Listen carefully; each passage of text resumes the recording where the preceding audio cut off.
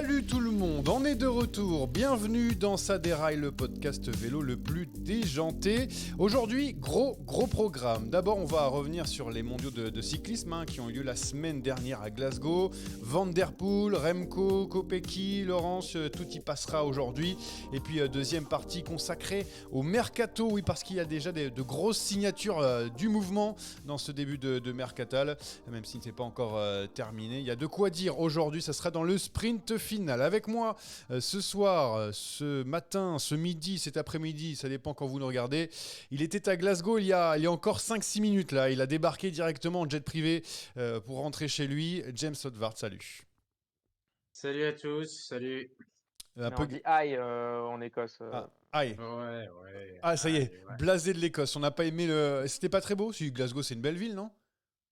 Ouais, c'est bien, mais l'extérieur de Glasgow, tout ce qui est autour, ça c'est plus beau d'ailleurs. Ok, très bien. Voilà une petite carte postale de Glasgow.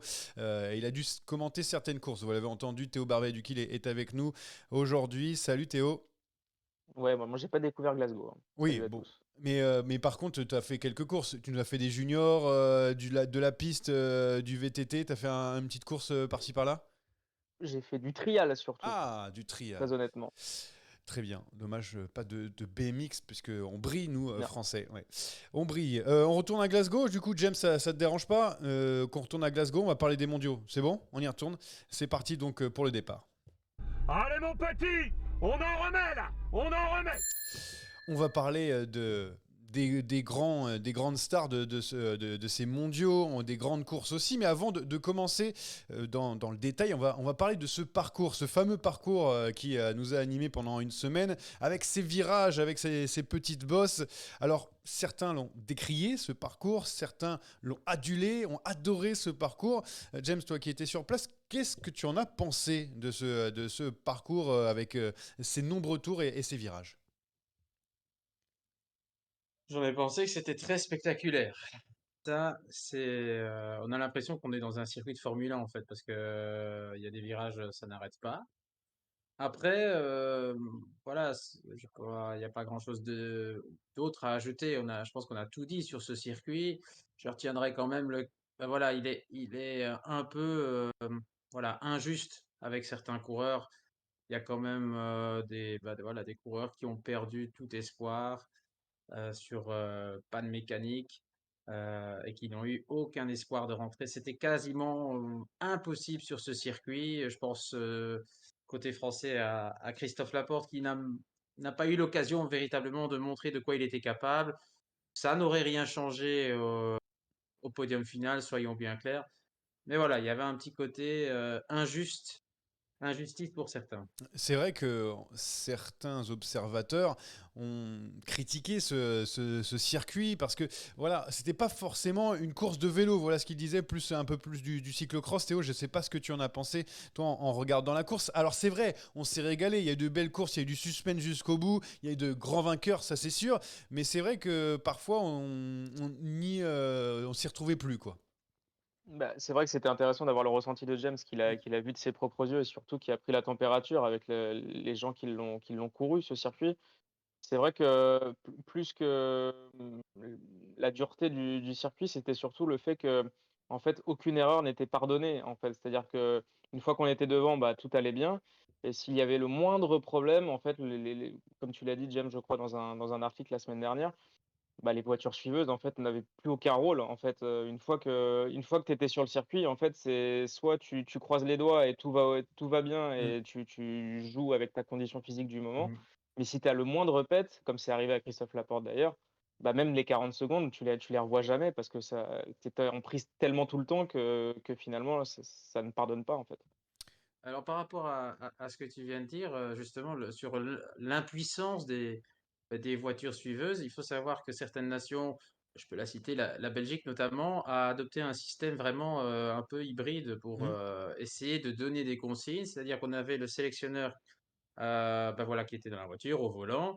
Il y avait son assistant qui était en train de parler à la radio. À qui? Pas les coureurs, évidemment, mais à des assistants qui se trouvaient à des endroits bien précis du circuit pour essayer de donner des consignes sur des écarts, sur des stratégies aux coureurs parce que c'était impossible d'aller rectifier quoi que ce soit. Donc il a fallu un peu improviser. Je suppose que il y en a d'autres qui ont fait la même chose. Mais donc voilà, c'était un peu vraiment sauf qui peut au niveau stratégie du côté des DS. La Après, il stratégie, était en effet dangereux ce parcours, mais il avait le mérite de changer par rapport aux autres années aussi, et de proposer autre chose. c'est vrai. C'est un des mérites de ces mondiaux de Glasgow. Moi, je trouve qu'ils ont été réussis parce que ça a fait vraiment un événement de vélo pendant 2 semaines.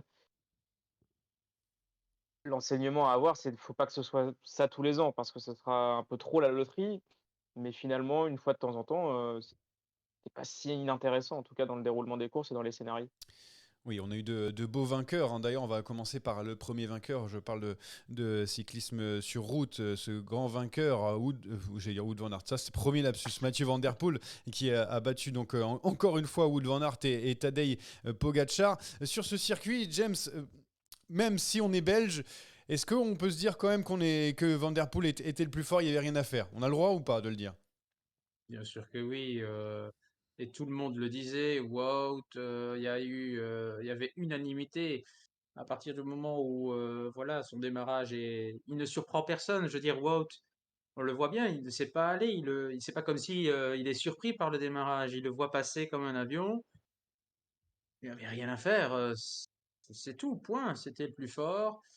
On peut discuter après tactique, qu'est-ce qu'auraient pu faire les Belges un peu mieux, etc. Mais quand on voit la différence après sur la ligne entre le premier et le deuxième, voilà, Bah, je pense que tout est dit. le circuit était parfait pour ses qualités de Évidemment. cyclocrossman et de puncher, ouais.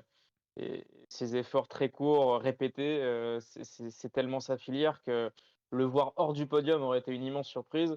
Et le fait est que cette année, il surfe un peu sur la confiance qu'il a emmagasinée, pardon, au printemps. Finalement, son Tour de France, c'était pas si déconnant que ça puisqu'en fait, il a préparé son échéance, comme il l'a voulu et Mhm. finalement parfait, quoi. Ouais, Parfait. c'est vrai que Mathieu Van Der Poel, cette année, ne s'est pas loupé dans les grands rendez-vous. On a eu peur sur ce Tour de France, on l'a vu transparent, on s'est dit, voilà, c'est juste un poisson pilote pour Philipsen. Et puis finalement, voilà, au final, quand on regarde sa saison, ces deux monuments, c'est donc les mondiaux là. James, et là, Mathieu Van Der Poel, cette saison, si on doit faire un classement de l'homme de l'année, pour l'instant, il ne doit pas être très loin, hein. Bah oui, tout simplement. Il était au Tour de France en mission pour Glasgow. Vraiment, cette année, il cible ses objectifs Mm. et ce qui est assez épatant, c'est que c'est quasiment tout le temps dedans. Donc, il n'y a absolument rien à dire là-dessus. C'est parfait euh, à tout point de vue, physiquement, mentalement et tactiquement. Tout ça est parfaitement préparé et il en a fait voilà, la démonstration. Avant de Et parler. là où il commence, pardon, Johan, à Ouais, faire la différence avec Wout aussi, c'est que, comme tu l'as dit, il répond présent lorsqu'on l'attend vraiment. ouais. Et maintenant, mine de rien, Van Aert et Van Der Poel, ça fait quand même longtemps qu'ils sont dans le paysage médiatique du vélo et du cyclocross. Les années passent finalement un petit peu aussi. Ils sont censés être à leur top là dans ces années, dans les 2 années qui vont venir là. Et là maintenant, la différence, elle est flagrante au niveau du palmarès. L'avantage, il est à Mathieu assez indéniablement pour l'instant. Oui, alors avant de parler de Wout van Aert, parce que ça va nous intéresser aussi, juste un petit mot, Théo, garde la main pour les Français. Bon, on n'a pas vu hein, l'équipe de France lors de ces championnats du monde, je parle pour l'épreuve masculine. Ça a été très compliqué, mais est-ce qu'on peut avoir des regrets après la course? Est-ce qu'on peut se dire, voilà, on aurait pu lutter avec, à cause de Christophe Laporte, ça a tout changé et tout. Finalement, James le disait tout à l'heure, je ne suis pas sûr que Christophe puisse batailler avec les quatre monstres qui étaient devant. Finalement, la France était à sa place, quoi.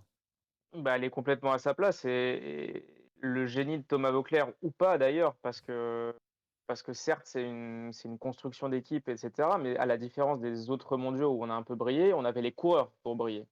Que ce soit Julien Alaphilippe à Imola ou à Louvain, le circuit lui convenait. Que ce soit même Christophe Mm, Laporte, en Australie, le circuit lui convenait également. mm. Mais, là, sur un circuit comme tel à Glasgow, même la construction d'équipe, on a fait ce qu'on a pu, on a mis les meilleurs français du moment, mais il y en avait aucun pour rivaliser, même pour un top 5. Personne n'était du niveau de Mats Pedersen, personne n'était du niveau de, Oui.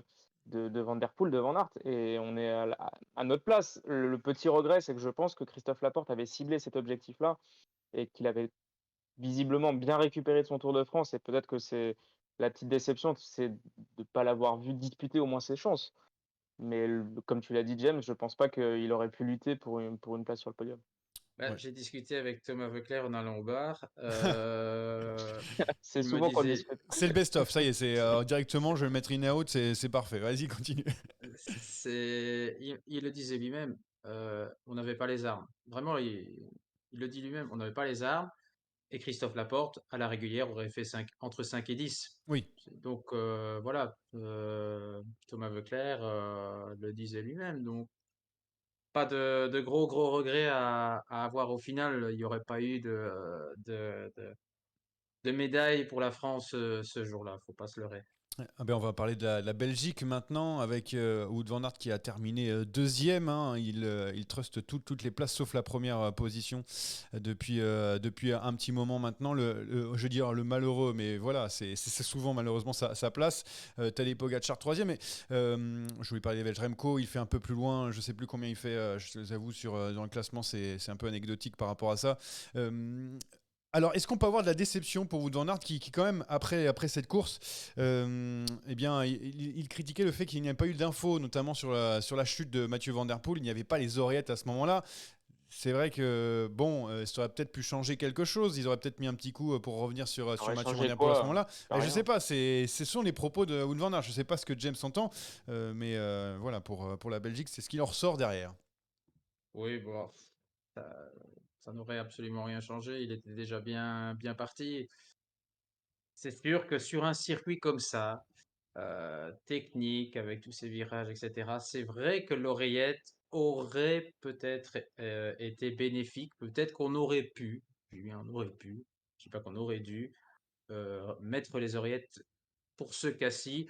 Encore que ça fait partie du charme d'un championnat du monde de courir sans oreillette. On court à l'instinct, c'est bien de se débrouiller aussi.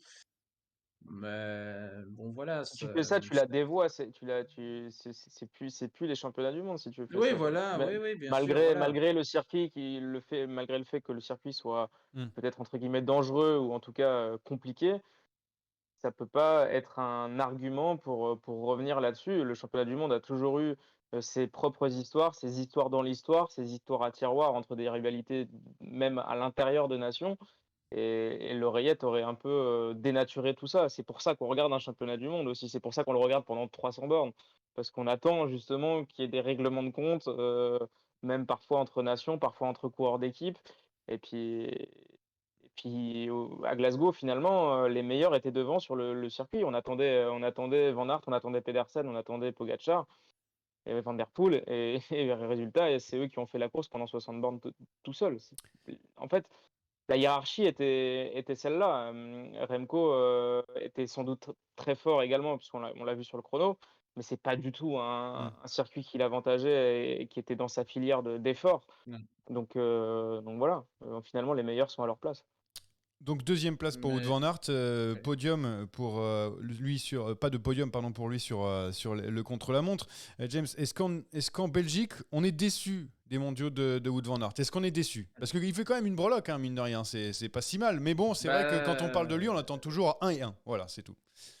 On est déçu et il s'est quand même bien fait tailler, hein, Ouais, du côté de la presse flamande. Il s'est pas fait, voilà, il s'est, voilà, quand tout va bien, bah, c'est le Dieu vivant, et quand ça va pas, bah, hein, vous imaginez, quand on fait 2 et 5, bah, c'est déjà la catastrophe, hein. Il y oui. a eu quelques articles sur lui. C'est vrai qu'on peut être déçu, mais bon, voilà, déçu, oui, on peut être déçu vu le potentiel du garçon. Je pense qu'il paye tout simplement le fait d'être le coureur le plus complet du monde, mais pas forcément toujours le meilleur du monde, en fait.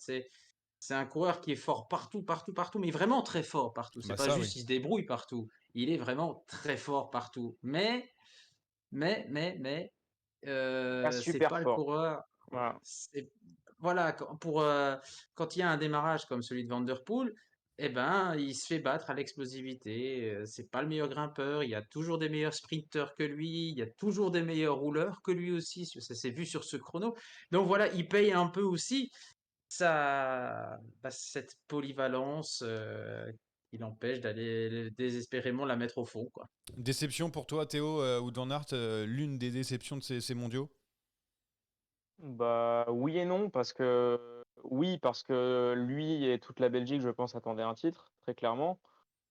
Est-ce que faire deuxième derrière Van der Poel, qui était l'immense favori, est une déception sur un résultat intrinsèque et absolument objectif? Je suis pas sûr.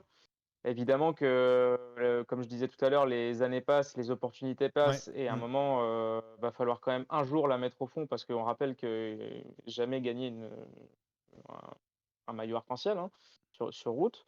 Donc ça va commencer à faire, et évidemment, au bout d'un moment, les échecs entraînant les échecs, tu peux te demander si Van Aert n'est pas vraiment, en fait, le vrai fils le vrai petit-fils de Poulidor, quoi, finalement. Parce que bon, pour l'instant, le rapport de force, il est en train de s'inverser. Donc voilà.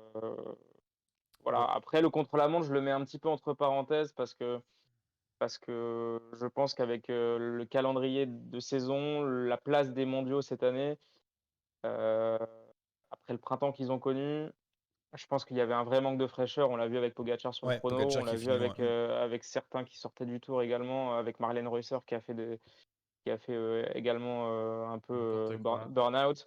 Voilà, je pense qu'il y a quand même beaucoup de pression, et je pense que là, il doit être pas mal vidé, l'ami Wout.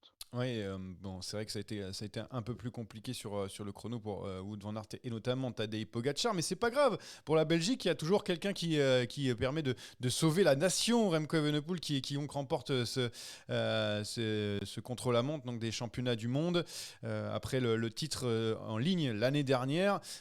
James, je me posais la question, est-ce que c'était le grand objectif pour Remco plutôt que la course en ligne? C'était plutôt aller voir Complètement. du côté du contre-la-montre, parce qu'on l'a vu qu'il a été plutôt, je sais pas, mais une pièce, une pièce plus en mode équipier, hein, sur l'épreuve en ligne. Et là, on a vu sur le contre-la-montre, bon, que c'était clairement le plus fort.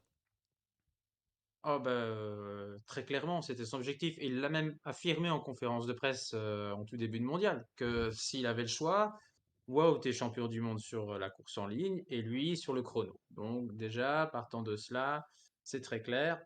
La préférence va pour le chrono. Et puis, deuxième, il y a trois éléments au final. Il y a l'élément du circuit qui lui convenait absolument pas, Ouais, hein, trop explosif pour lui. Et puis, dernier élément, il y a la Vuelta. ouais, Il avait ça en tête aussi. Parce qu'imagine un seul instant que il venait à chuter et compromettre sa Vuelta, ce serait la catastrophe. Donc il y avait ça aussi à un moment donné, hein. Tout ça mis bout à bout, ben voilà, c'est comme ça que Remco a été inférieur, on va dire, sur la course en ligne, mais c'était pour voilà, tout péter là sur le chrono. Encore que ça a été quand même assez serré, hein. ouais, c'est Ouais, puis clairement, tu t'exposes moins sur un contre-la-montre d'1 heure que sur une course en ligne de 5 ou 6 heures, où tu peux faire beaucoup d'efforts, et alors non pas te cramer, parce que la distance Mais disons que entre les deux pour, épreuves est trop importante, mais pour la course en ligne, en fait, c'est tout simple. Quand tu as la caisse du Tour de France, bah, tu es sur ta lancée, donc tout va ouais, bien bien. sûr. Par contre, quand tu arrives sans compétition, comme c'était le cas pour Remco, bah, il te manque justement ce rythme de course et le rapport de force. Eh bien, il s'est inversé sur le chrono. Mm. C'est des coureurs frais, hein, qui trônent les premières places, hein. Tous ceux qui ont Mm. été, on l'a dit, on vient de le dire, tous les gars du Tour sont passés à côté du chrono, et pas qu'un peu, hein. Quand on voit le chrono de Kung, Ouais, c'est dramatique, hein. ouais, qui était vice-champion du monde l'année dernière. On a eu donc la deuxième place pour Philippe Ogana, qui est arrivé à quelques secondes, hein, quelques encablures de Remco Evenepoel. Et la surprise du chef Joshua Tarling, vainqueur du chrono espoir l'année dernière aux mondiaux aussi. Voilà, Joshua Tarling qui est un très très gros rouleur, qui l'a confirmé là sur la dernière épreuve. James, je pense que quand tu l'as vu arriver, ça a dû te faire quelque chose. Ah, j'étais pas surpris. Ah oui, bien, je Moi, parle je pas, l'attendais. j'ai la surprise pour le grand public, mais c'est vrai que pour en avoir parlé avec beaucoup d'observateurs pointus, Joshua Tarling podium, c'était la belle cote à mettre, quoi. C'était la belle cote, mais franchement, je l'avais dit à mes collègues depuis le début de la semaine, vous allez voir, Tarling, ça va faire top 5. Alors qu'il fasse top 3, ça c'est très fort. Ouais, Mais le garçon ne m'a pas surpris. Il avait déjà mis déjà un peu tout le monde d'accord Alors évidemment, il n'y avait pas de concurrence autour de Wallonie, mais il fait quand même un chrono de 30 bornes et plus autour de Wallonie, justement, 2 semaines auparavant, à seulement 8 secondes de Filippo Ganna, qui est quand même une sacrée référence dans l'exercice. Mm. Donc ça situe déjà le niveau du mec. Et puis quand vous le voyez, le mec, c'est un géant, c'est une force de la nature. Je connais pas les dimensions exactes, mais Bah, il est voilà, très il est grand, fait je pour crois. ça. Ouais, au Il moins est très 90. grand, c'est une bête, quoi. Et non, aucune surprise. Et on aurait pu dire, oui, la distance, etc. Mais non, le mec, à 12 ans, il faisait déjà des chronos de 100 miles dans les catégories de jeunes. Donc, non, ça, aucun problème pour le Tarling. Euh, mais il faut encore le faire, hein, évidemment. Et j'en profite pour dire que il y a un petit parallélisme avec Remco, qui avait, de mémoire, fait une troisième place aussi au Yorkshire. C'était là, hein, c'était au Yorkshire sur le chrono mondial, en Ouais. tant qu'espoir 1. Et 5 ans plus tard, de nouveau en Grande-Bretagne, un espoir 1 fait troisième. C'est la marque des grands, Ça veut dire tout Est-ce que que tu simplement. sais, ça veut James, dire qu'il y aura en ayant un victoire. peu bossé sur lui, ah, on le sait très fort sur le chrono. Est-ce que il a d'autres qualités sur d'autres profils ou ça sera un rouleur à la Ghana quasiment exclusivement comme ça? Ou est-ce qu'on peut le voir sur d'autres profils? J'avoue que Tarling, en termes de profil, à part ses énormes qualités contre la montre, j'avoue que moi je Bah, suis un peu nébuleux là-dessus. ils espèrent en fait tout simplement chez Ineos que ça se transforme évidemment parce que c'est bien beau d'être un. Bon, ça peut suffire, hein, pour faire carrière, hein. Je veux dire, si tu deviens le meilleur rouleur du monde et que Ouais. tu gagnes à chaque fois Ouais. des chronos, 5-6 chronos par an, bah, ça va, hein, ta carrière elle est faite. Euh, Il y a, je pense, des prédispositions pour quand même des courses d'usure, mais la grande grimpette, Hmm. ça va être quand même. Ça me paraît compliqué. Après, chez Ineos, on a l'habitude de travailler avec des gars et de les transformer. Thomas, Wiggins à Wiggins, l'époque, oui. voilà. Donc, À faut ceci rien. près que c'était l'ancien vélo quand même. Enfin, comment? Oui, oui, bien Il y sûr. a un Oui, décalage oui. générationnel, quoi. Mais il a très clairement un moteur de dingo. Donc, à la limite, en étant costaud, en lâchant les watts, Hmm. il y a moyen de faire quelque chose sur des courses en ligne, très clairement. Mais quand la route s'élève, là, pour l'instant, c'est encore un peu tôt, là, je dirais. Il n'a que 19 ans, donc Joshua Bah Tarling, oui, et oui. qui pouvait concourir chez les Espoirs cette année. Il peut encore, d'ailleurs, pendant quelques années. Il l'a bien Il fait, est, hein. il est passé chez les grands maintenant. D'ailleurs, en parlant des Espoirs, j'espère que vous étiez devant votre télé pour voir la Faut belle se faire une victoire. Marseillaise, Exact. Pour une petite Marseillaise pour la victoire d'Axel Laurence, qui était invité de Sadera l'année dernière. Je préfère le souligner à chaque fois. À chaque fois qu'on passe ici, on brille. Bon, on ne sait pas quand, mais on brille à un moment. Non, mais ça, c'est aussi la très belle surprise, Théo, de voir le Français qui a galéré après avoir du coup été dans l'équipe BNB, sans contrat à la fin de la saison, finalement rebondi dans une équipe de développement, dans celle d'Appelsin de Koenig, et qui revient ici au plus haut niveau et qui va passer chez Ouais, les grands, on va dire, au World Tour l'année prochaine. Belle récompense. ouais, galérer, je sais pas trop, parce qu'il y avait quand même une multitude d'offres C'est vrai. en fin d'année, parce que c'était un des coureurs les plus bankable, évidemment, de l'effectif de BNB, et les plus prometteurs, évidemment, en raison de son jeune âge et de ses qualités. Euh, Moi aussi, j'ai eu la chance de le rencontrer l'année dernière sur le Tour du Luxembourg. Ouais. Et garçon vraiment la tête sur les épaules avec des objectifs vraiment ciblés. C'était lui aussi pas forcément à la manière de Van Der Poel, mais c'est un circuit qui était fait pour lui, mine de rien, pour ses qualités. Il a une belle pointe de vitesse, c'est un garçon assez explosif. Lui aussi a fait du cyclocross quand il était jeune. Donc, donc non, pas vraiment surpris. Moi, ce que je note surtout, c'est qu'il a pris son entre guillemets destin entre les mains en partant assez tôt, en étant acteur de cette course très vite. Il l'avait dit au micro en avant-course, que c'était un circuit où il fallait être devant, où il fallait faire la course plutôt que de la subir. Ouais. Et là, Franchement, parfait, hein. Ouais. Franchement, parfait.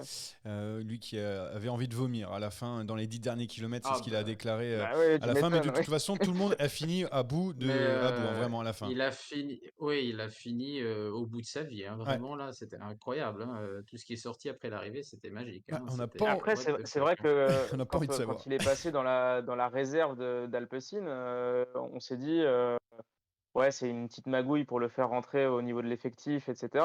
Le fait est qu'il n'a pas eu un programme World Tour en début de saison Ouais. qui était incroyable. C'est-à-dire qu'il a fait des courses. Voilà, Attention, je- Théo, attention, quand tu es dans une dévo, il est interdit de disputer la moindre oui, course non World mais Tour, hein. tu as raison. Avec l'équipe Il World a eu Tour un dans les courses, programme oui. qui était pas, qui aurait pu être plus consistant en termes de courses d'importance. C'est ça que je voulais dire. Et, Et, Mmh. et finalement, il y a eu une montée en puissance vers cet objectif-là qui devait être un peu sa rampe de lancement vers le World Tour l'année prochaine, puisqu'il passera pro dans le nouvel effectif Alpecin-Deceuninck. Et, euh, et du coup, hein, toujours ce débat sur les courses espoirs avec des garçons qui figurent parfois dans des mm, équipes World Tour et qui feront encore la course espoir. Moi, j'avais pas l'impression qu'ils volent ce titre, en tout cas.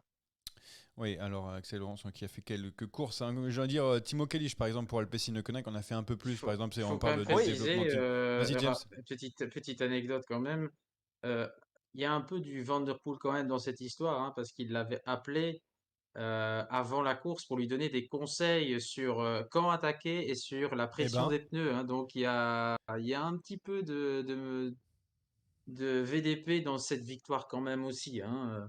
C'est et lui a pas appris à prendre les virages aussi, parce que ça aussi c'est important, un, hein. ouais. Voilà ça fait un donc. maillot blanc, un maillot arc-en-ciel ennemi pour l'équipe de France. Ouais, ouais, voilà donc pour l'équipe de France qui a une deuxième Marseillaise dans cette compétition avec la médaille d'or de Julie Bégaud chez les juniors femmes, médaille d'argent pour Cédrine Kerbal dans le contre-la-montre espoir, pour l'équipe de France en relais mixte. Donc on est deuxième au tableau des médailles derrière la Belgique qui a 2 titres aussi, le deuxième. Après Remco, c'est Lotte Kopecky qu'on a vu il y a quelques jours.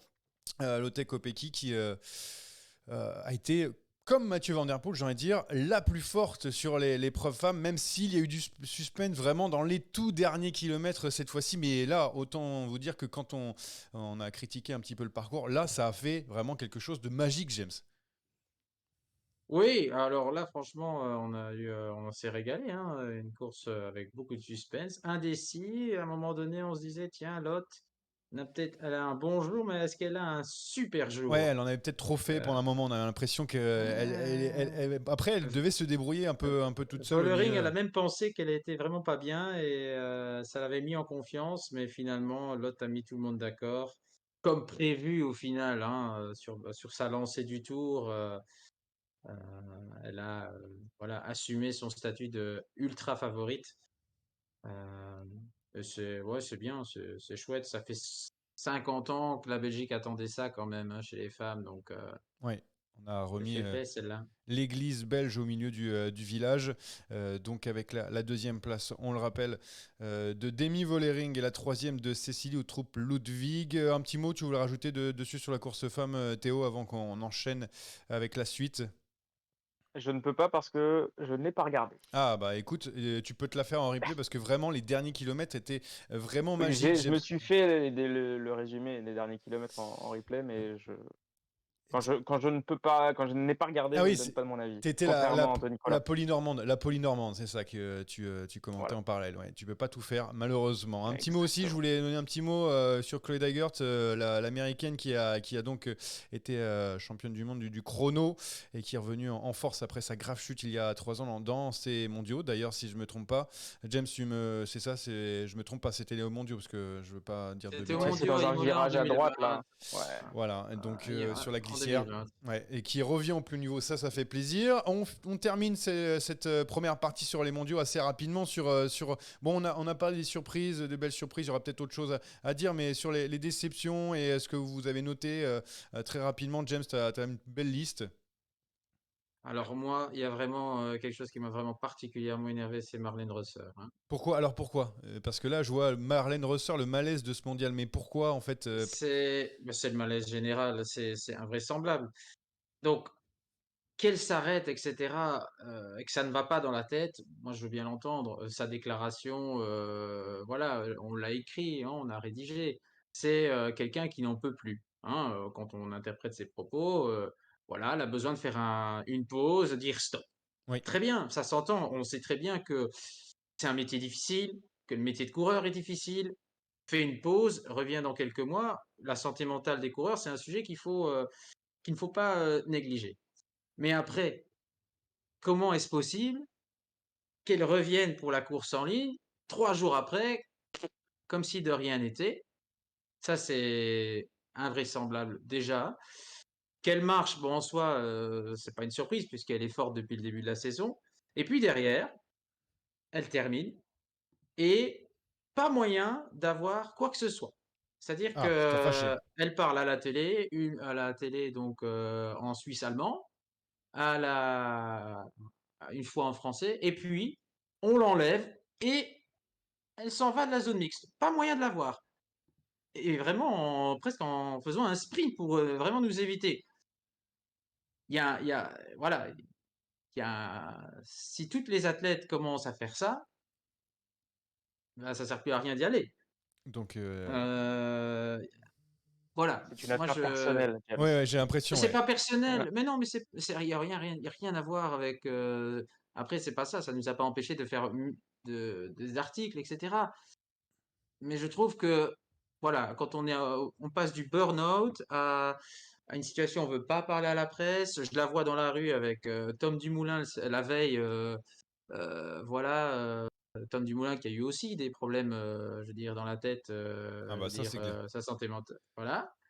Donc, il y a quelque chose qui ne va pas. Je la vois assise par terre après la course à discuter. Enfin, c'est très bizarre. Et enfin, les échos que j'en ai du côté de Swiss Cycling et voilà, ils étaient pas au courant. Voilà, ça ressemble plus en fait. C'est pas moi j'ai l'impression que c'est pas un burn-out, c'est plus un caprice qu'autre chose. Bon, alors coup de gueule envers donc Marlène Rosser. Non. Théo, tu avais noté des petites choses aussi. On reviendra après avec James ensuite. Alors moi j'ai une déception quant à un absent. En fait, les absents ont toujours tort, Ouais, donc on va dire qu'il aura tort. J'aurais bien aimé voir Matej Mohoric sur un circuit comme ça, sur la c'est course vrai. en ligne, sur cette forme de juillet, sur la forme qu'il a eue en Pologne. Je pense qu'il aurait été très à l'aise là-dessus. De là à jouer la gagne, en effet, je suis pas sûr, mais je pense que ça aurait été un peu un feu follet, un mec qui aurait pu mettre le bazar. Et voilà, l'argument de dire j'ai pas d'équipe à mon service alors que Pogacar y va la fleur au fusil et lui il a besoin de personne pour se placer devant aux abords du circuit et ensuite faire la course tout seul. Voilà, je pense qu'à deux ils auraient pu faire quelque chose. Voilà, gros, je pense qu'il aurait peut-être pas envie de, comme Marlène Ressort, je pense qu'il avait peut-être pas envie de se prendre la tête. Ouais. Et dommage, dommage, parce que je pense que ce genre d'opportunité, il les aura pas tous les ans. Alors, Mohoric donc d'un côté, ressort de l'autre. Moi, j'ai noté Schweinberger, l'Autrichienne de Phoenix de Koenig, qui a sorti donc une superbe compétition, troisième sur le chrono, et puis cinquième place sur l'épreuve en ligne, où elle a été actrice, hein, bien sûr, lors de cette épreuve. James, alors, je vois un truc, plusieurs choses. Alors, on va juste noter sur la bouffe. Alors, c'était pas bon là-bas à Glasgow. Je vois les quelques lignes. C'était pas bon. On va finir En fait, là-dessus, hein. c'est toutes ces déceptions personnelles, Ouais, en ouais, fait. c'est C'est ça, pas en des fait. Je déceptions vois. sportives, c'est des Ouais. déceptions personnelles. Bientôt, Alors, il va nous sortir le matelas, tu sais. ouais, alors du coup, qu'est-ce qu'il y a au niveau de la bouffe? Dis-le Non, avant le qu'on matelas, passe ça peut à aller. on attaque Non, quoi. mais non, bah, c'est pas de la grande cuisine, tout simplement. Ah bah C'est, oui. c'est pas là qu'on se régale. Voilà, c'était un peu compliqué à ce niveau-là. C'était pas très équilibré pendant 10 jours, donc là, ça fait du bien quand même de rentrer, essayer de se faire des plats à moitié équilibrés. Oui, à C'était un petit moitié, peu parce que la difficile. Belgique, c'est juste les frites et les gaufres, hein. Nous, on a d'autres choses Ouais, en cela France, dit, hein. Ouais, ouais. doucement, hein, James, hein, sur la nourriture, tu peux pas. Autant tu peux dire que tu as vraiment la meilleure nation du monde en cyclisme en ce moment, autant sur la bouffe, on est là. Tiens, il y a quelqu'un qui s'est régalé, c'est Arnaud Delis. On en parle dans on attaque pas. Attaque de Pierre Roland encore une fois. Personne ne réagit. Puisqu'il a remporté, Théo. La Polynormande, Mais bien sûr. voilà, la Polynormande. Donc Arnaud Delis qui a remporté la Polynormande. Voilà ce qu'on a dans En attaque, on n'attaque pas. Pogacar qui ne fera pas la Vuelta. Benjamin Leny remporte le Tour de Guadeloupe. Là, ça c'est cadeau, je vous le donne. La mort de Ouais, Federico Bahamontes à 95 ans, s'il y a quelques jours, un vainqueur du Tour de France 59, 6 fois meilleur grimpeur de la grande boucle. L'aigle de Tolède, c'était son surnom. Et puis on a le Tour du Portugal aussi en ce moment, même si voilà, il n'y a pas forcément de grands noms là-bas. Non, c'est les courses à venir qui sont importantes, tu vois. Voilà, En mais fait, quoi, c'est parce à que c'est partir de demain. le Tour du Limousin, c'est ça que tu veux me donner? Exactement. Le Tour du Limousin qui, à partir de demain. Alors qu'est-ce qu'il y a d'autre aussi? Bah, c'est toujours une très belle course, hein, là, Le le Tour Tour de du Limousin, Danemark attention, hein. aussi, c'est ça, Tour du Limousin, Tour de Danemark, Tour de Burgos. On va se régaler sur cette semaine, un préparatif pour donc la Vuelta, on va dire. Je sais pas, Théo, tu voulais me dire un petit mot sur quelque chose là-dedans? Non, bah Arnaud Delis gagne à la Arnaud Delis finalement sur la Polynormande avec Valentin Ferron et Jordan Gega qui sont repris Oui. à 150 mètres de la ligne. Et lui fait un peu le sprint du peloton tout seul en étant évidemment le plus fort. Il y avait une vingtaine de coureurs encore, ceux qui n'ont pas vu le final. Et bah, il montre que tout simplement il est très fort. C'est 15e victoire sur cette année. C'est très fort sur ce genre de course. Voilà. Maintenant, il faut passer un palier, hein. Je pense que James Mm. me C'est contredira ça, pas. c'est ça. Il gagne Parce toutes que ses quand tu courses, hein. regardes Ouais. finalement le contenu de ces victoires, on peut se dire c'est de la deuxième division, entre guillemets. Certes, il faut aller les gagner, hein, les 15 victoires, attention. Maintenant, faut aller voir plus haut. Ouais, c'est ça aussi qu'on se posait comme question dans ce genre de course. Arnaud Delis, c'est vraiment le plus fort, mais on attend le petit step au-dessous. Ça serait pour 2024, Jameson. C'est bon, Caleb Ewan, on a assez soupé maintenant. Caleb Ewan est à la poubelle, ça c'est sûr.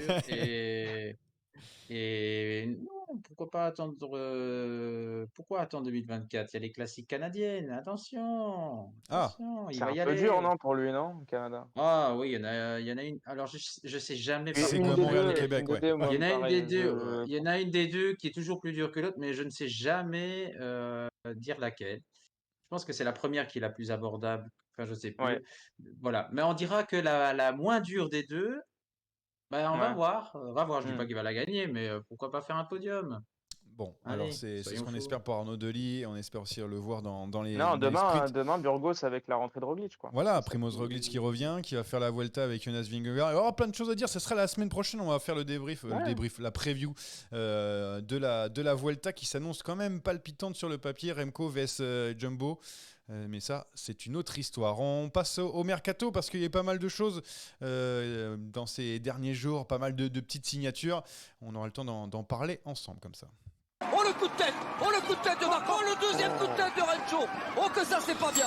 Le sprint final, donc avec ce mercato, avec pas mal de changements dans les premières semaines de ce mercato 2023. Donc Arnaud Desmar a déjà rejoint Arkea Samsic, c'était au 1er août.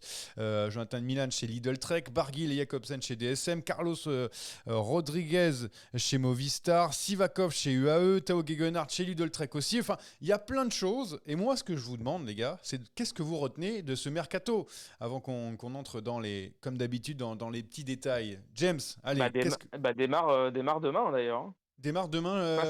Face à Arnaud Delis chez Arkea. Et donc Sur le Tour de Leuven. Tour de Leuven, tout à fait. Donc on Oui, va C'est le voir chez demain. toi, ça, James. C'est à côté, c'est à 20 bornes, mais malheureusement, je n'y serai pas. Ah, J'ai une classe 2 en Aïe. Belgique chez les femmes avec notamment Valentine Fortin qui qui est annoncée. On verra ouais, bien si elle sera là. qui a brillé sur la piste lors de ces mondiaux. Bref, Exactement, James, voilà, vive la piste. qu'est-ce qu'on retient donc de ce mercato? Qu'est-ce que tu as retenu de ces premiers jours? Euh, bah, ce que je retiens, c'est que bah, voilà, il est Soudal Quickstep, eh bien, prépare un peu en tout cas, essaye de faire le ménage, Ouais. et prépare un peu, on essaye de préparer un terrain pour qu'il y ait des renforts autour de Remco. On se débarrasse un petit peu du milieu de tableau, on va dire, au niveau des salaires, hein, même avec des gros poissons, avec Jacobsen qui quand même Ouais. coûtait quand même, bah, voilà, qui coûtait un Badjoli, petit je peu donne d'argent. juste les noms qui partent. Hein. Badjoli, Schmid, Ouais. Vernon, Cavagna viendront bientôt normalement Sénéchal, Ballerini et Morkov. Voilà donc pour les Voilà. coureurs partants. Vernon, c'est étrange quand même, hein. Mais alors Vernon, c'est très simple, Théo, S'ils ont pris c'est Lamperti. Israël qui est venu. Vernon, c'est une histoire, voilà, c'est Israël qui est venu avec l'argent. Ouais. Il y avait rien à faire. Je veux dire, enfin, je veux dire, Sylvain Adams, il y va, il s'en fout, hein. Il a bien vu que le mec avait du talent, à mon avis, beaucoup de talent. C'est vrai que c'est de tous les noms qui sont partis, pour moi Mm. vraiment le Pour moi, c'est transfert la le plus grosse perte. enfin le Ouais. départ, c'est le départ le plus décevant en fait. Parce que Vernon, il a enfin, il a du talent. Je Ouais. trouve que ce Mm. gars-là, il avait une horizon tracée pour déjà devenir deuxième sprinter de l'équipe, avoir un programme à sa convenance. Il a prouvé qu'il avait le niveau, et là, bam, il s'en va chez Israël. Mais bon, c'est une histoire de thunes. Pas moyen de lutter, surtout que Quickstep n'a pas le plus gros budget. Mais donc, comme je disais, on se débarrasse du milieu de tableau, là, Ouais. au niveau salarial, hein, Badjioli, Cavagna, Jacobsen, bientôt Sénéchal, Ballerini, Morkov, etc. Tout ça, pourquoi? Vous l'avez compris, hein, c'est pour essayer de faire venir des grimpeurs, des bons grimpeurs, hein, des Mikel bons Landa, ouais. lieutenants pour Mm. Remco, dont Mikel Landa, donc c'est acté, mais ça coûte très cher, hein, Mikel Landa, même à 33 ans, avec son CV, c'est Mm. pas gratuit. Voilà, construire une équipe capable de lutter pour le Tour de France 2024, parce qu'il n'y a pas de mystère, hein, il veut faire le Tour 2024. Eh bien, il faut aller chercher, allez, je veux dire, prendre le départ du Tour de France avec Ilan van Wilder, Louis Vervaek et Maury van Sevenant. C'est pas suffisant, malheureusement, c'est bon pour une Vuelta et encore, mais malheureusement, c'est trop léger. Donc, du coup, on fait de la place au niveau salarial, on fait signer des petits jeunes talentueux, hein, Gelders, Le Serre, Ouais. Ubi, Lamperti, tout Tonubi, ça, ouais. c'est des paris. Ouais, voilà, on investit sur la jeunesse, c'est très bien, mais ça coûte pas cher. Faut pas se leurrer, hein, c'est des transferts pas chers. De l'autre côté, il faut aussi faire signer des jeunes de la Conti, parce que sinon, ça sert à rien d'avoir créé une Conti.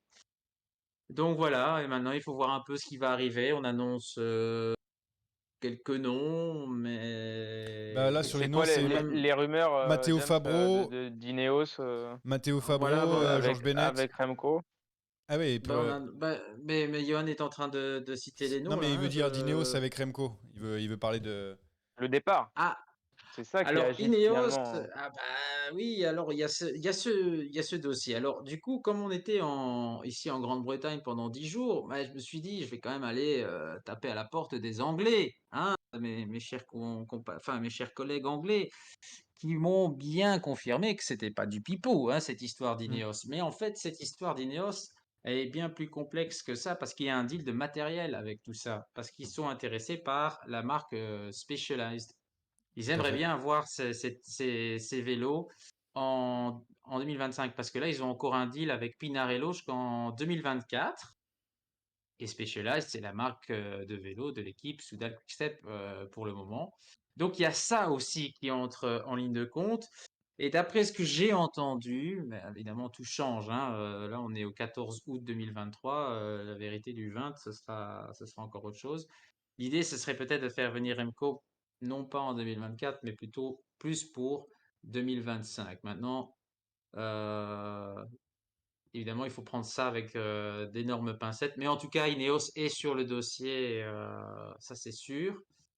Et La fusion, j'avoue que là, franchement, j'ai du mal à la voir venir, franchement. la fusion entre Ineos Bah oui, on et parle d'une Soudal. fusion entre les deux équipes, mais là, par contre, franchement, moi, je n'y crois pas. Mais que Ineos essaye d'avoir Remco, parce qu'Ineos se cherche maintenant désespérément un leader. Vous savez qu'Ineos, sur les grands tours, ils sont à la traîne, hein. Ils Ah, ont dominé pendant tant d'années, mais finalement, c'est pas la fête au village. Bernal ne retrouve pas son niveau. Carlos Rodriguez s'en va. Ouais. Ben Tullet s'en va, mais bon, c'était pas un candidat pour les grands tours.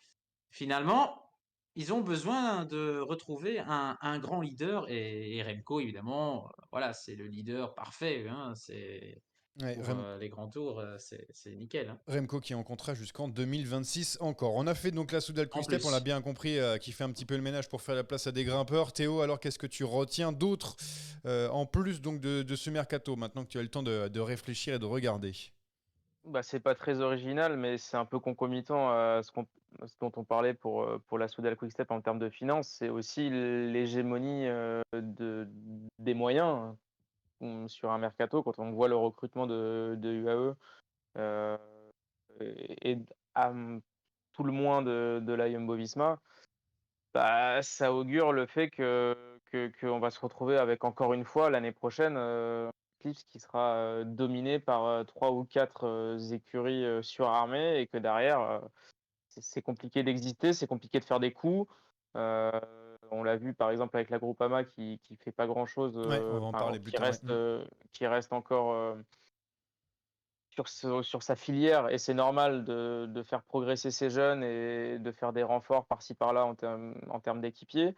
Mais le mercato de la Total Energy, le problème, c'est comme tu l'as dit aussi, James, avec Specialized pour les vélos, l'année prochaine, ça va être KTM pour la Total et c'est pas forcément ce qui fait rêver, tous les coureurs du peloton. Donc forcément, on va perdre Sagan, on va perdre un gros salaire, mais pour l'instant, moi, j'ai pas trop entendu de grosses rumeurs d'arrivée du Non. côté du team vendéen.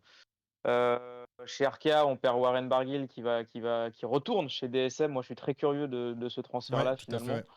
Ouais. Heu, moi, j'ai trouvé que Warren avait retrouvé un vrai bon niveau, notamment sur le Tour. J'étais assez sceptique après le Giro qui avait été assez fatigant, mais je l'ai trouvé très saignant en 3e semaine et peut-être qu'avec un peu plus de liberté, un management, voilà, un peu plus, resserré, on sait que chez DSM, ça file droit, donc pourquoi pas, hein, tout donner encore 2-3 ans pour Warren, aller chercher des beaux résultats. Il va retrouver Romain Bardet notamment et voilà, le reste, moi j'avoue que je suis un peu, je suis un peu mi-figue mi-raisin sur le mercato parce qu'on voit qu'il y a vraiment des considérations, financières, c'est normal, hein, mais Comme l'équipe toujours, UAE hein. est en train d'assécher un peu, en allant chercher Polite pour les classiques, en allant chercher Sivakov pour le train en montagne, ça commence à faire lourd, quoi. Ouais, Jumbo Visma qui récupère Jorgensen et Telet donc de l'autre Ouais. côté. La Movistar aussi qui arrive à trouver un autre leader qu'Henrik Mas avec donc Rodriguez en provenance d'Ineos, mais aussi Rémi Cavagna et Davide Formolo.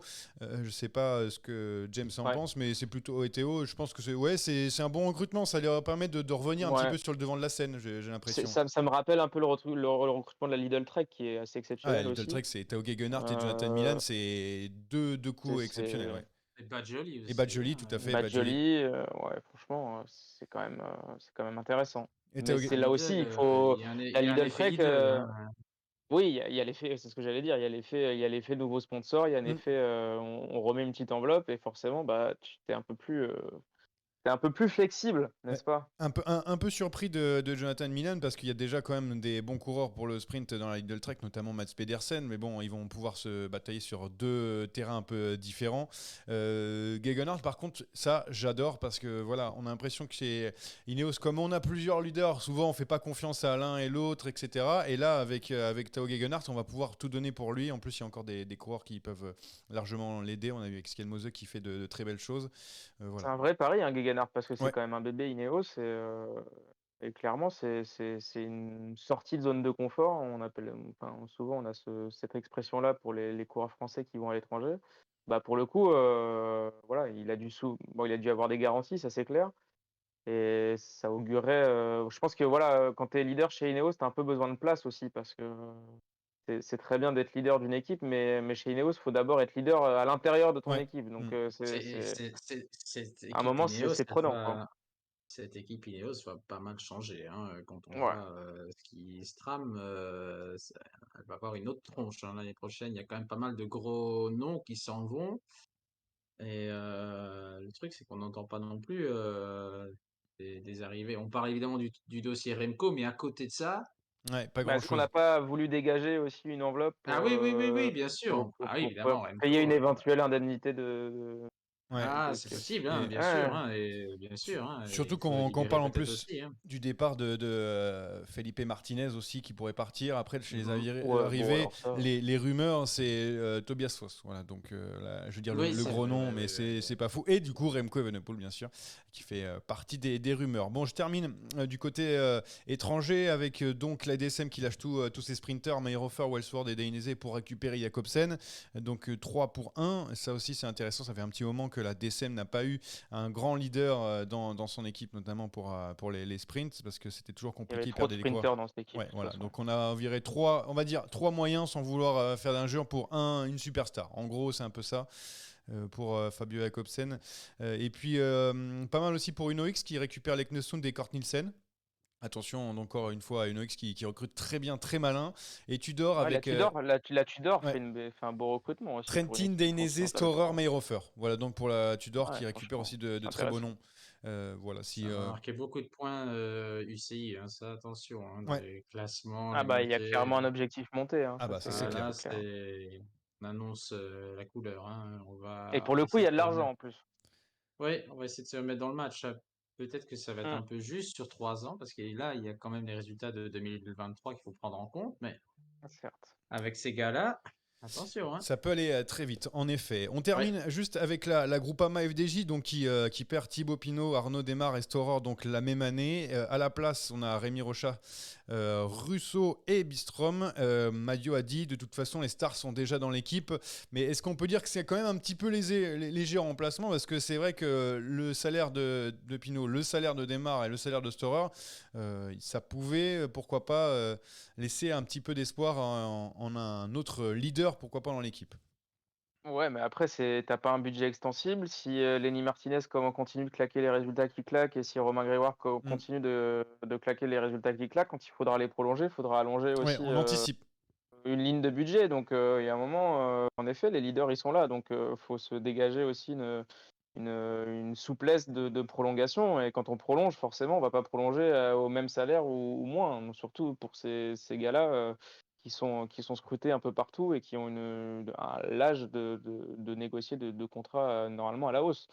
Donc, voilà, après, Bistrom, bah, c'est solide pour les Ouais, classiques c'est très autour de, bon. autour de King. Même si c'est un Russo trentenaire sur. pour les Voilà, roulers sprinters. Russo, c'est sympathique également. Après, Rochas, voilà, le gros problème de Rémi Rochas, c'est qu'il peut être très bon comme un peu fantomatique également. Il y a Mm. un petit problème de constance qu'on a pu voir chez Cofidis, donc à voir si on peut régler ce souci-là. Et dans ce cas-là, ce serait un renfort de montagne plus. Est-ce que c'est du même acabit que Storer? Je suis pas sûr. James, est-ce que tu comprends du coup Marc Madio qui dit donc, que les stars sont déjà dans l'équipe, pas besoin de recruter à prix, à prix on va dire à grand prix ou à coup de millions quoi. Oui, presque à 100%. Ok, Avec Lenny Martinez et Romain Grégoire, c'est très clair, il y a deux stars dans l'équipe. Romain Grégoire, c'est le futur Alaphilippe, hein, ça c'est clair, hein, on lui soyons. souhaite. Ouais, ouais, mais moi j'en suis sûr.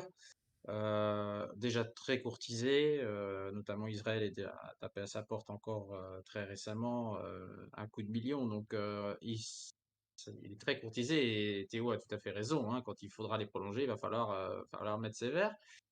Le seul truc qui me turlupine un peu, c'est peut-être qu'il va manquer Un là sprinter. un sprinter, on Mm. va dire un sprinter à valeur sûre, peut-être pas le meilleur sprinter, mais valeur un Ouais, je pense qu'ils sprinter dont vont, on est ils vont pas sûr, gagner beaucoup de courses. Ça, c'est clair. voilà, un sprinter dont on est sûr qui, voilà, une garantie, on va dire, de points UCI, parce que ben on est quand même dans ce système à points UCI. Alors Paul Penouette, bien sûr, talentueux, tout ce que vous Il y a voulez, Boigny qui est Samuel Watson, il y a Boigny qui est en fin de ça, contrat s'ils veulent s'ils veulent le faire venir. ouais, ouais, ça à mon avis c'est un peu mort, mais il manque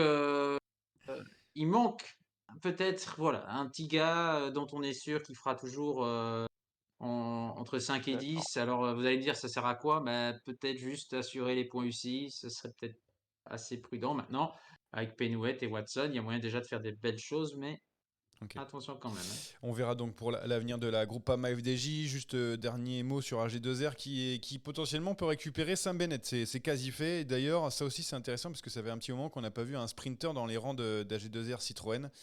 Sam Bennett, donc en provenance Marc de la Sarro Bourse. va être content, Yoann. Ouais, bah non, excuse-moi, mais Sam Bennett a quand même un peu plus de victoires en grand tour que Marc Oui, Sarro, bien que sûr. j'apprécie évidemment. Voilà, ce n'était pas faire insulte à Marc Sarro. J'espère qu'il pourra venir une prochaine fois dans CDRI s'il a envie. On termine très rapidement. J'ai un tout petit quiz à vous proposer. Vous pouvez bien sûr jouer dans le chat. Ce quiz est une dictature orchestrée par moi-même. Oh, j'ai pas compris la question, c'est. Ah bah la question c'est... Bizarrement, Antoine Nicolas a déserté. Ouais, avez-vous bien suivi, voilà, c'est vrai que pour le quiz déjà quand il est là c'est compliqué. Avez-vous bien suivi donc le mercato de cette année? Ouais, il y a des noms et des coureurs qui sont partis d'une équipe à l'autre. Donc j'ai normalement 3, 4, 5, 6, 7, 8, 9, 10 noms. Sauf que je vais en mettre, j'en ai un que je mettrai à la fin parce que je vais mettre à part parce que Théo en a parlé, donc il a déjà la réponse. On commence avec Matteo Sobrero de la Jayco. Où il va, Matteo Sobrero? Bora, c'est une bonne réponse pour James qui a priori révisé. C'est un point pour James. Max Canter de la Movistar, où est-ce qu'il va? Astana. Bonne réponse donc pour. Il a confirmé ce transfert? Alors je sais pas, j'ai vu un tableau avec... Le mec qui nous fait des rumeurs. Ouais, en fait, alors là, ça va être chaud. Il y a 5 jours, attention, il y a 5 jours, Max Canter va rejoindre la formation Astana pour 2 saisons, soit jusqu'en fin 2025. C'est pas mal pour lui, ça. Donc voilà, merci. Peut-être qu'il y a des rumeurs, c'est pas grave. Lui, c'est pas une rumeur, c'est sûr. Venturini, chez les 2R, il va où? Arkea, c'est une bonne réponse pour James qui a répondu avant. 2-1. Wow. Alors, Ide Relling. Astana. Alors, Ide Relling. Je regarde juste avant parce que après on va me dire oui, nanani, vous savez pas confirmé et tout. Va se lancer un nouveau challenge pour 2024. C'est confirmé. Ouais. Qui a répondu en premier? Soyez. C'est moi. Ah bon, d'accord, super. Mais tu rigoles ou quoi? Non, j'étais au taquet là, je sais pas. Je demande la VAR là, moi. Écoute, je vais l'accorder à Théo qui m'avait l'air plus sincère que toi, James. Je demande à Colas de faire l'arbitrage. Il est en train de dormir, je pense, à 20h. Avec tout ce qu'il a pris à l'apéro. Sam Welsford. Bora, c'est une bonne réponse. Voilà, James, donc pour Sam Welsford. Filippo Baroncini d'Alidol Trek, qui va... UAE, c'est une bonne réponse. Incroyable, c'est plus serré que je ne pensais. 3 partout. Pascal Ackermann. Israël, première tech. Bien vu. Ça fait 4-3. Les papis, toujours chez Israël. Ouais, c'est vrai. Tiens, en parlant d'Israël, première tech. Giacomo Nizzolo, où est-ce qu'il va? Q36.5. Ah non, Q36.5, c'est une bonne réponse pour Théo. Alors... Et il reste combien là? Il reste 2 là. On accorde que ça fait 4 partout. Putain. Je vais vous laisser le dernier qui va vous départager sur ce petit quiz, bien sûr, hein, pour ce mercato. Lionel Tamigno. Loto. Ouais, mais je suis désolé Théo, mais je sais, mais c'était le dernier dans ma liste. Il part chez Lotto Destiny. Et je voulais pas dire, j'ai un petit avantage pour James parce que voilà, je voulais pas l'avancer. De Lotto, faut qu'il arrête le podcast. Lionel Tamigno, et j'avais en dernier Nils Politt en 10e qui partait chez UAE, mais t'as donné le point tout à l'heure. Mon cher Théo, de toute façon, j'avais le point avant sur Schilling, donc c'est voilà. Bon, donc c'est une victoire largement méritée. On se fera le replay pour être sûr de ça, mais en tout cas, victoire donc de James face à Théo. C'était plus serré que je ne pensais. Vous avez été très fort sur ce mercato. Vous révisez mieux qu'un certain Acola60 dans le chat. Merci les gars d'avoir été avec nous. Merci aux gens qui ont été dans le chat, pas de Paris aujourd'hui parce qu'il n'y a pas vraiment de course. Il y a la Burgos ou alors le Tour de Danemark, mais on ne va pas le faire. On va plutôt, pour la prochaine émission, s'attarder sur la Vuelta. Ça arrive très bientôt. Le cyclisme reprend très vite.